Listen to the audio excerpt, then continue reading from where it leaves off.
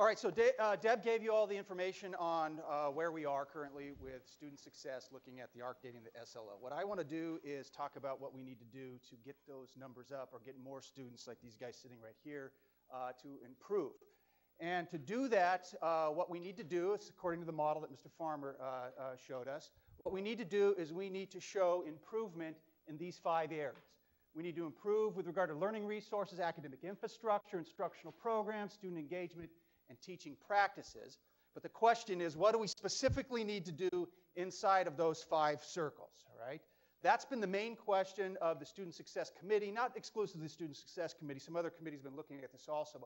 But that's been the main question over the last year or so. We've really spent the last year doing a lot of homework to try to figure out what we should put inside those 5 circles in terms of specific projects.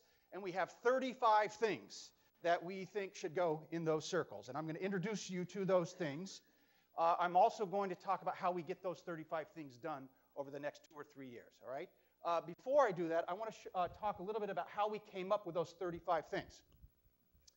We have been soliciting and collecting comments and suggestions from everybody, all right? We've collected them from the Faculty Senate, from the Student Success Committee. We've collected them from the Development Ed Committee, the iFalcon meetings, the Dean's meetings. We've had an outside evaluator come in and take a look at our LRC. We've done 2 campus-wide surveys that ask these kinds of questions to all constituents. Those were conducted over the last 2 years. And then in the last 6 months, the Student Success Committee read every single unit plan, every single division plan, every single SLO improvement plan, and every single program review plan that was submitted in the last year. All right, so from those documents, from that collection, we collected 2,000 or 3,000 recommendations and comments, but about 1,000 of them were specifically directed at student success. The ones that weren't directed at student success, we just, well, I don't want to say threw away, but they're somewhere else, all right? We're not worried about this. Okay, so we aggregated all of those, combined them, put them into similar categories, and lumped them into one of those 5 categories. What I'd like to do is take you through, we're just going to be able to do the 10,000-foot level here. We're going to introduce you to those 35. And I'm going to step through each of the 5. You have a slide in front of you that corresponds to this. So we'll go through one at a time. We'll look at the projects that are recommended under each one. Everybody with me on that? Okay. The first category is academic infrastructure. Our initial findings identify 5 projects that will improve our academic infrastructure. We think we need to develop and maintain a classroom inventory procedure. We've started on that already. David Elfaltel and I have been working on that. We need to develop a publisher's integration with Talonet, so exams and content will be moved into Sakai. We've got some movement on that. We need to implement key Talonet enhancements. Carl's been working on that. We need to establish and maintain 100% smart classrooms on campus. And then we need to develop a way to measure our academic infrastructure so we can come back and look at it every year and see that our academic infrastructure is getting better, all right? If we need this to get better in order for students to succeed, we need to be able to measure it on a yearly basis. Let me give you one example of one of these projects. This is the classroom inventory project. We started working on this last year, just kind of getting this off the ground. We set up a form that we take around to every single classroom. It has 13 categories on it. It's kind of fuzzy. It's a big form, but it has 13 categories and 83 unique variables. We went through 110 classrooms in the spring semester to see what this would be like. One class scored a perfect on here. 4 classes were in the 90% range, meaning 90% of these things are going well in the classroom. And these are basics, like does the smart podium work? Are the walls clean? Is the carpet not ripped? Are the tables there? Stuff like that. Right? 12 classrooms scored in the 80% range, 77 in the 70% range, 16 classrooms in the 60% range. All right, so we need to have a strategy to probably get these 2 categories up into the 80s and maintain this kind of quality across campus. This is just one example of what I'm talking about when we're talking about academic infrastructure. Let me give you, I know we're hustling here, but let me give you some of the projects from the Learning Resource Projects. We have 7 projects that we're recommending to improve learning resources at Cerritos.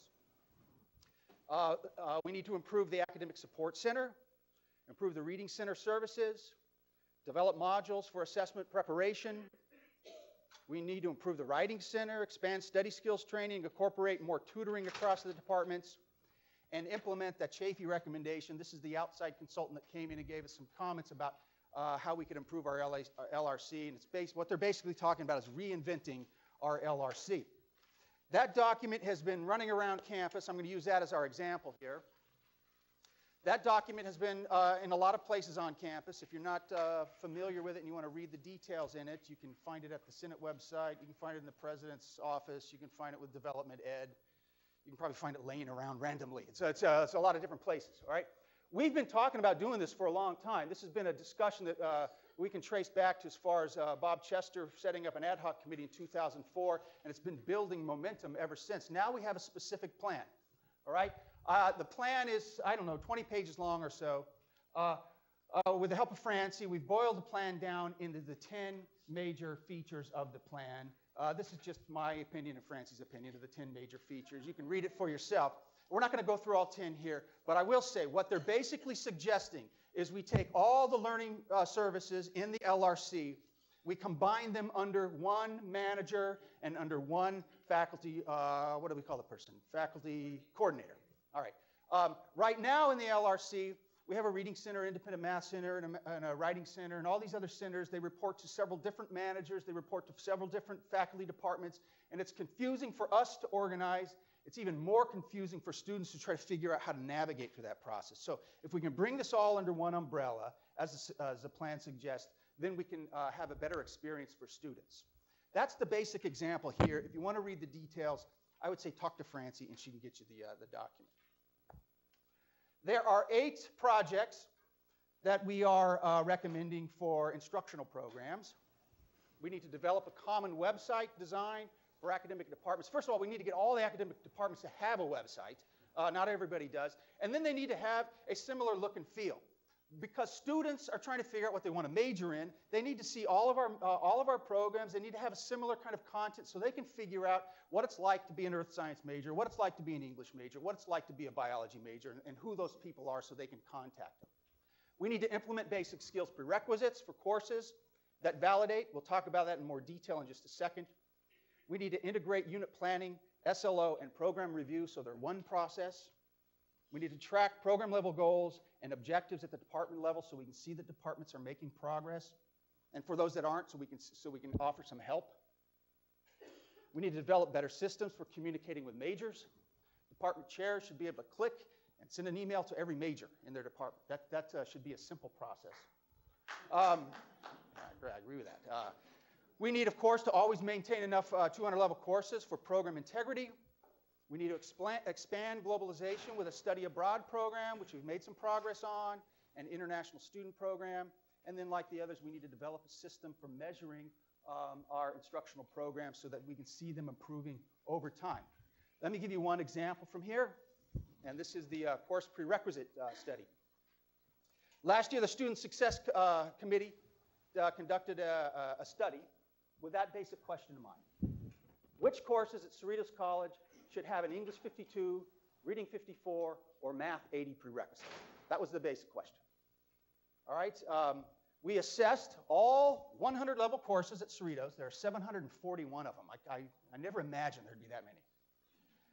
Of the 741, if you can believe this, under 20 courses currently have a basic skills requirement. I think it's 13. I know for sure it's under 20, right?